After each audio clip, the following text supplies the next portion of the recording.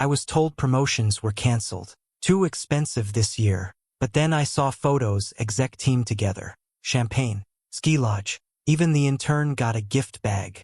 I said nothing. Until I got, "You're still good to on board, right?" I replied, "Of course." Then canceled access. And left a note, "Let the retreat crew handle it." The panic hit at 8:12 a.m. 34 missed calls. 15 slacks. "Please respond." They didn't even bother to tell us in person. It was a Friday morning, early December, when the email landed in our inboxes. Just a plain company-wide memo, no subject line, no flair. The kind you skim without thinking. But this one? It said everything in 2 lines. Due to budgetary constraints, all Q4 promotions and bonuses are suspended. Thank you for your understanding. That was it. No apology. No explanation. No name attached. I sat there, staring at the screen like it would morph into something else if I blinked hard enough. But it didn't. I leaned back in my chair and looked around the office. No one was talking. Just a couple awkward coughs, the sound of someone pushing a mug across their desk. Everyone was reading it at the same time. "My name's Eli.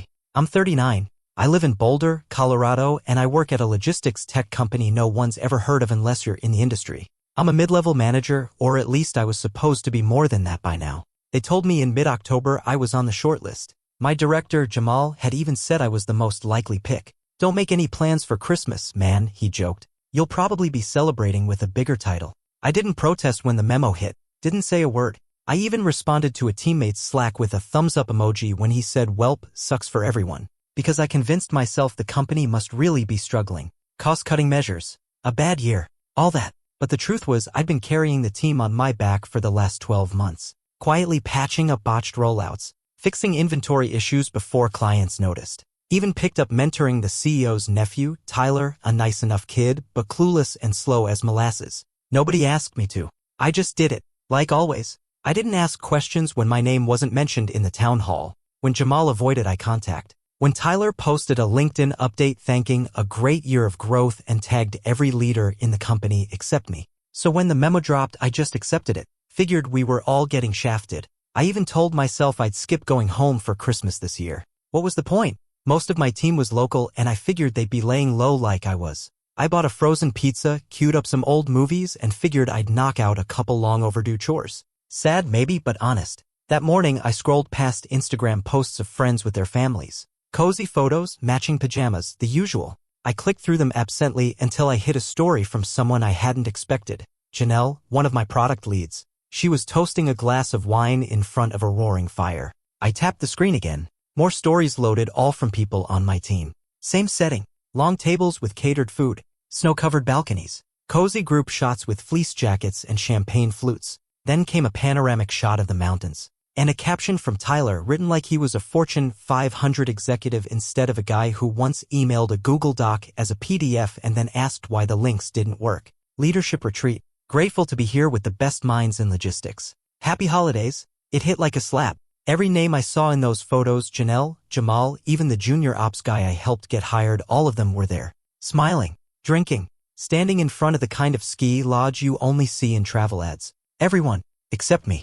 There was no company-wide cancellation. No austerity plan. Just a lie. A memo made to pacify people like me while they partied in private. They didn't forget to invite me. They chose not to. The first message came in at 7:49 a.m. the Monday after Christmas. "Hey Eli, you're still good to onboard the new interns next week, right?" It was from Hannah, the CEO's assistant. No greeting. No emoji. Just business as usual. I stared at the message for a minute. Thought about typing something. Deleting it. Typing it again. Then I just replied. Of course. That was the last thing I did before quietly flipping the switch. I opened the admin console. One click at a time, I began peeling back everything I had built. The intern training portals? Disabled. 2 external vendor logins that were technically under my name? Canceled, effective immediately. I revoked Slack permissions on 3 dummy accounts that the leadership team used to monitor onboarding quality, something we were never supposed to talk about but everyone knew existed. I didn't delete anything. I didn't sabotage a thing. I just stopped holding it up.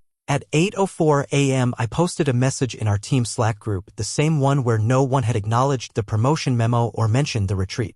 "Eli, let those who were on the slopes handle it." That was it. No punctuation. No sarcasm.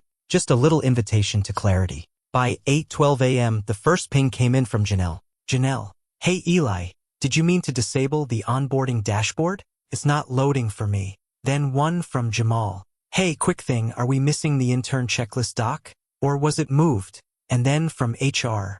Urgent. Can you confirm who has access to the training LMS? I'm getting login issues. By 8:19, I had over a dozen Slack messages, 4 missed calls, and 2 calendar invites to emergency meetings. I didn't respond to any of them. I just sat there and watched it unfold, like I was outside myself, just observing. The CEO himself, David, finally chimed in at 8:23. David, Eli, I need clarity ASAP on what's going on. Can we jump on a call? I didn't answer. Instead, I turned off Slack notifications and opened a new tab, ordered myself a breakfast burrito from the taco place near my apartment, sat by the window with my coffee and let them squirm. For the first time in years, the machine was breaking down. And it wasn't because of a bug.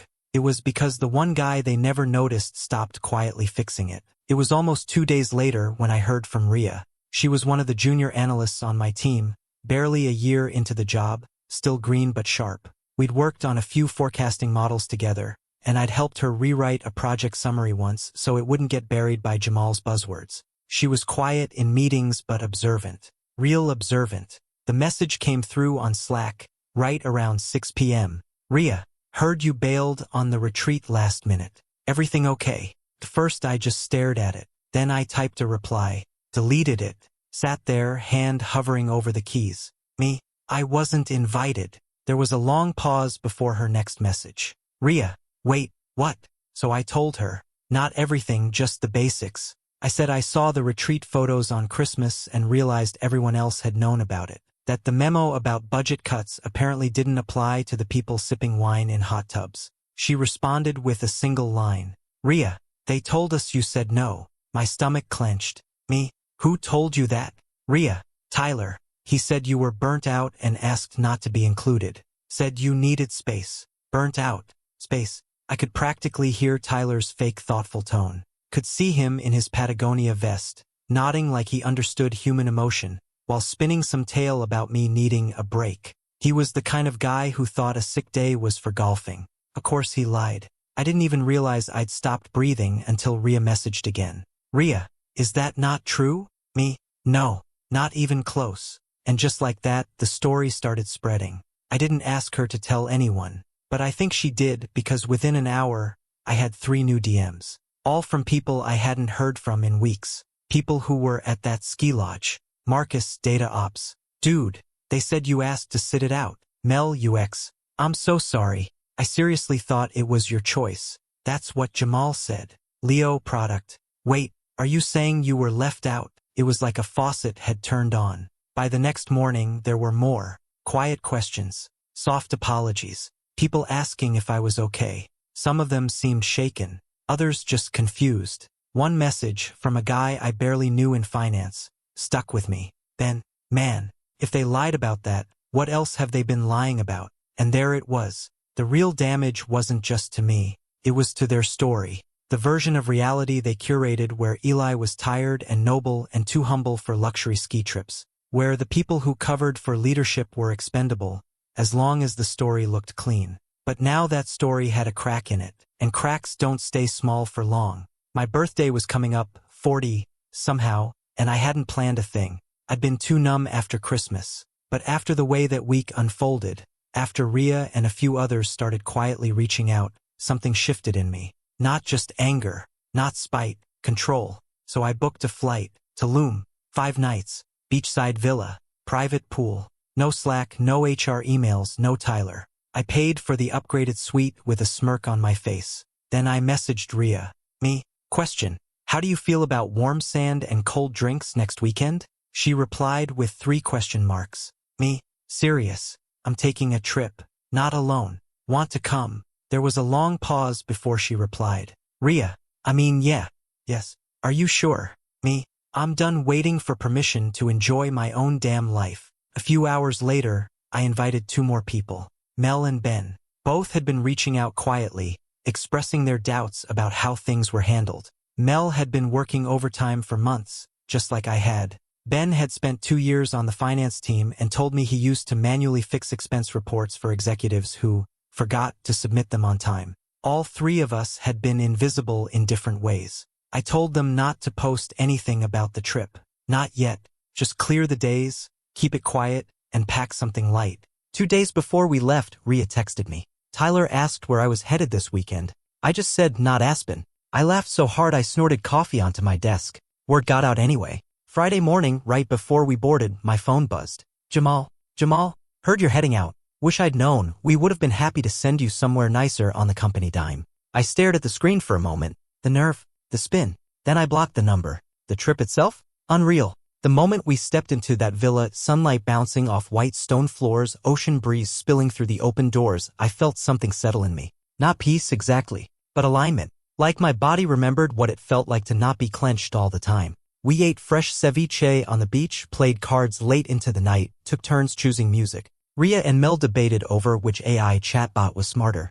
Ben read us bad poetry he wrote in high school. We were different people from different roles, but none of it felt like work. No hierarchy, no emails, no performative smiles. Just laughter, honesty, sunburns and silence, and finally real rest. I looked around that villa on the second night, drink in hand, and thought, this isn't a rebellion. It's a reclamation. Of time, of truth, of energy, of self. For the first time in years, I felt like I wasn't waiting to be chosen. I had chosen myself, and brought the right people with me. By Monday, the masks started cracking. The company Slack was weirdly cheerful that morning, too cheerful.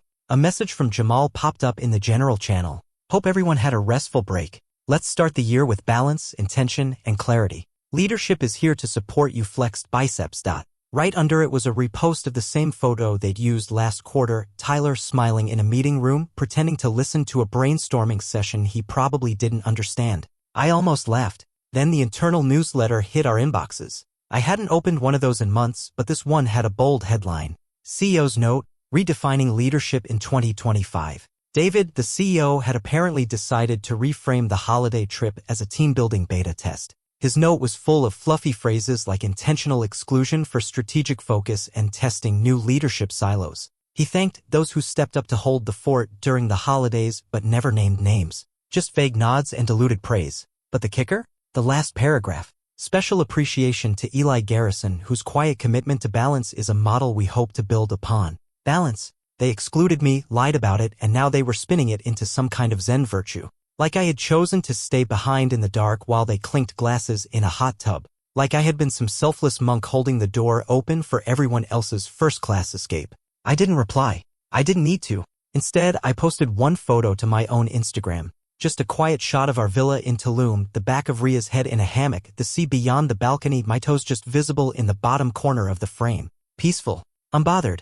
The caption? Some teams just work better without the memo. It was subtle, but it hit. Within an hour, the likes started trickling in. People from our department. Folks I didn't even know that well. A few comments with flame emojis, a couple facts, and this 100 points replies. Then came the DMs. Mel, you just made HR nervous. I can feel it. Rhea. Tyler asked if you were throwing shade. I said only if it lands. The best one, though, was from Ben. Ben, they've started having optics meetings. Your one post did what 6 months of feedback surveys couldn't. I didn't say a word to leadership. I didn't owe them a thing. Let them spin whatever story they needed to feel important. I was too busy living mine. I got the call the morning after I landed back in Boulder. Still half unpacked, sipping weak airport coffee at my kitchen counter, hair damp from the shower. I saw the caller ID HR and almost didn't pick up, but curiosity won out. Hi Eli, the voice chirped. It was Denise, the HR liaison who always sounded like she was selling Girl Scout cookies. Hope you had a restful break.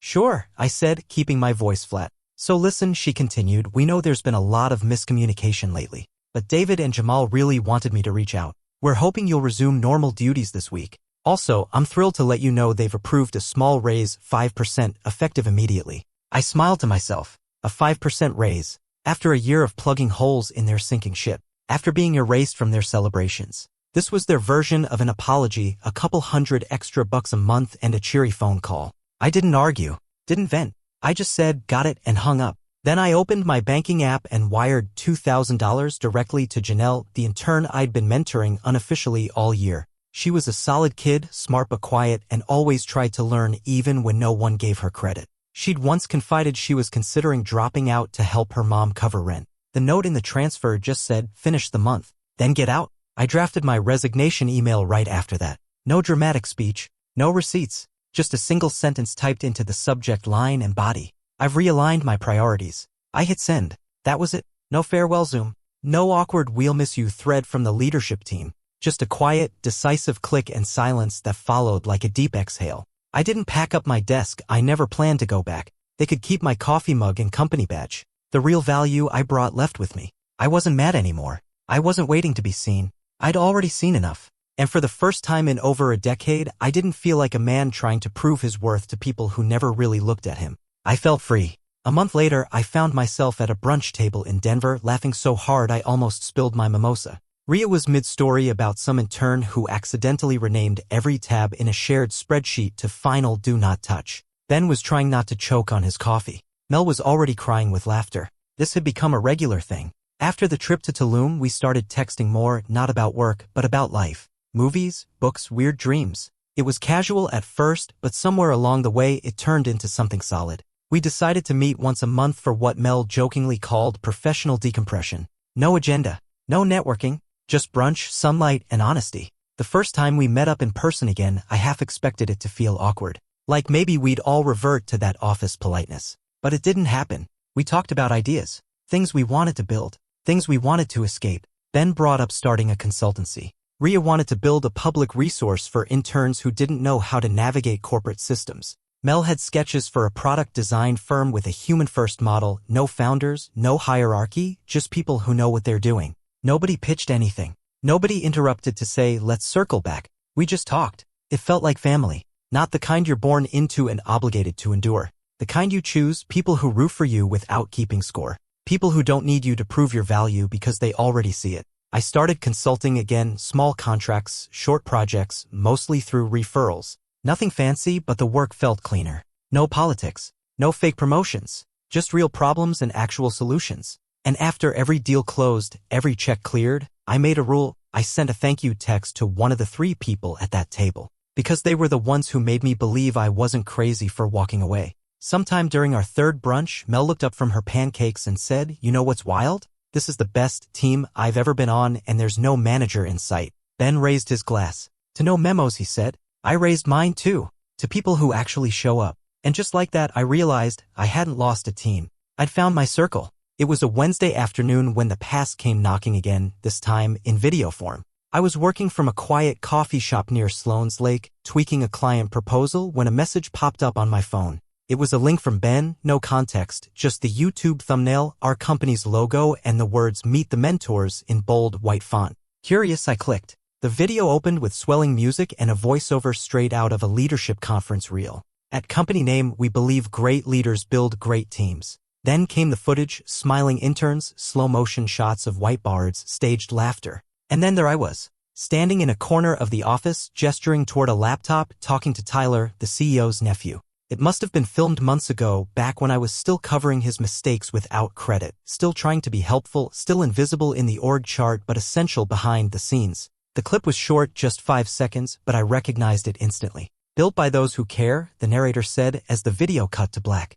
Built by those who care. The irony hit like a gut punch and a joke rolled into one. I didn't get angry. Didn't pause the video or replay the clip. I just sat back in my chair, let the absurdity of it settle, and smiled. Then I opened our group chat, the one with Ria, Mel, and Ben, and dropped the link in with a simple caption. "Starring someone who moved on." Ben replied first. "Academy Award for Most Exploited Performance goes to Mel. How are they still using your footage? Ria, they're haunted and they know it." That night, I didn't spiral. I didn't rant. I poured myself a glass of wine, turned on a documentary about coral reefs, and let the video fade from my mind. Not because it didn't mean anything, but because it didn't define me anymore. They could keep using my image, my voice, my past, but they couldn't use my silence. Because the truth? I wasn't theirs to showcase anymore. They had built their company on the backs of people who cared. And now those people had left. Built something better. Together. The letter came in early April in a pristine white envelope with the company logo printed in silver foil like it still meant something. It was addressed to my apartment, not my email. Someone wanted it to feel formal. Intentional. Like a peace offering wrapped in professionalism. I opened it standing over the sink, half expecting a tax form or maybe some last attempt to reclaim a laptop charger. But no, it was a letter. A real one. Signed in blue ink by David himself, the CEO. It started with a paragraph about recent transitions and organizational shifts. Typical filler. Then came a list of things I'd supposedly contributed to: process efficiency, training innovation, team cohesion. All vague, all true, all meaningless now. And then the last line: let's not forget who helped you rise. I read it twice. Then I laughed. Out loud. Because I remembered. I remembered the months of unpaid overtime, the weekends I spent reworking supply chain reports while the leadership team was off golfing. I remembered the time I got pneumonia and worked through it on Zoom, muting myself between coughs. No one noticed, or if they did, no one said a word. I remembered mentoring Tyler for a full year without even a thank you in the town hall slides. I remembered being passed over, lied to, erased. Let's not forget who helped me rise. They wanted to remind me of the ladder as if they were the ones who built it. As if I hadn't been dragging it behind me, propping it up for others to climb while I stood in the shadows holding the damn thing steady. The letter wasn't about closure. It was a final manipulation, a tug on the old guilt string, a last attempt to rewrite the narrative before it slipped too far out of their control. I folded the letter in half, dropped it in the recycling bin, and washed my hands. Literally. Then I walked out to the patio with my coffee and sat under the weak spring sun, watching clouds drift past. My phone buzzed with a message from Ria. Ria, just booked my first client as a freelance analyst. You were right, I should have left months ago. I smiled. Let them send letters. Let them cling to the version of the story that kept them safe. I had my own version now, and it didn't need their permission to be true. The call came on a Friday afternoon. Unknown number. I let it ring twice before curiosity got the better of me. Eli speaking. Hi, Eli, this is Callie from Bright West Talent. I'm a headhunter for mid to senior ops roles in the logistics sector. Her voice was crisp, practiced. We've had a few firms express interest in speaking with you. I leaned back in my chair. Yeah?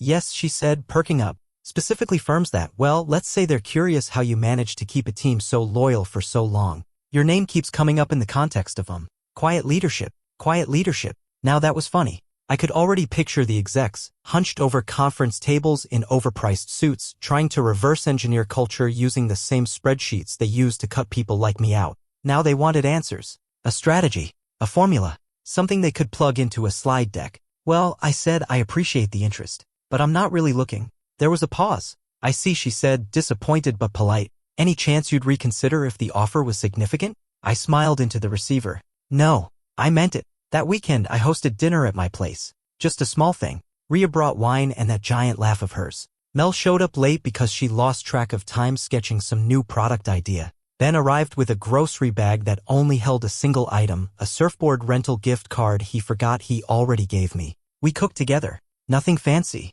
Pasta, garlic bread, way too much cheese. There was no agenda, no optics, no performance reviews. Just us. When dinner wrapped, I handed Ria a small package, a custom laptop sleeve with her initials stitched in one corner. You said your old one was falling apart, I told her. She blinked, surprised. Dude, this is so nice. Mel got a framed print of a mock brand logo we laughed about back in Tulum, a fake candle company we joked about launching when the office got unbearable. Ben's gift was a little weirder, a ceramic mug shaped like a shipping crate with the words handle with care painted in messy letters. We didn't toast to promotions. We didn't talk about climbing. We toasted to each other, to surviving the nonsense, to starting over, to staying real. As I looked around the table, mismatched chairs, laughter echoing off the apartment walls, I didn't think about the company or the memo or the trip I never got invited to. I just thought, this is what investment looks like. Not perks or bonuses or forced retreats, but care that goes both ways. And for the first time in years, I wasn't waiting for things to even out.